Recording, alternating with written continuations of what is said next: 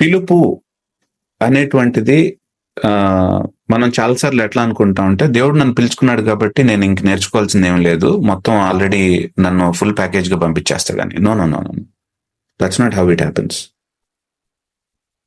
దేవుడు పిలుచుకోవటం మంచిది, దర్శనంగా దేవుడు మనల్ని ఫుల్ టైం మినిస్ట్రీలోకి పిలుచుకోవటం మంచిది. కానీ remember, God also ఎక్విప్స్. Hour God is an equipping God. ఎందుకు 3 సంవత్సరాలు శిష్యులతో తిరిగాడు యేసు ప్రభు? డైరెక్ట్ గా సిలువ ఎక్కేసేయచ్చు కదా.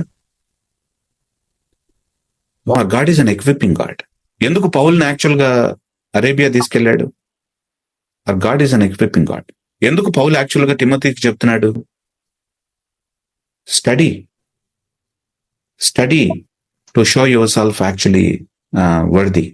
చాలాసార్లు మనం చేసేటువంటి పొరపాటు ఏంటంటే, God has called me and that's why I don't need to get equipped. No, God has called me, that's why I want to get equipped. దేవుడు నన్ను పిలుచుకున్నాడు కాబట్టి నేను ఎక్విప్ చేసుకుంటాను.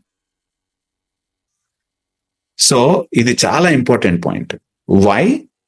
దేవుడు నన్ను ఒక థియోలాజియన్ గా పిలుచుకున్నాడు, దట్స్ వై ఐ వాంట్.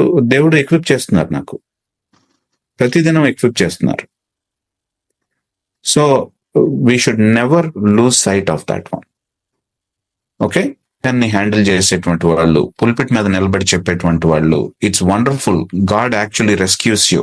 దేవుడు మీ ద్వారా వాక్యాన్ని చెప్పటం, కొంతమందిని రక్షించడం, ఆల్ దీస్ ఆర్ నాట్, అబద్ధం కాదు, అది ట్రూవే అది. కానీ శిష్యత్వపు పాఠాలు మాత్రం నేర్పించాలంటే మనం తర్ఫీదు కావాలి, ఎక్విపింగ్ మనకు అవసరం.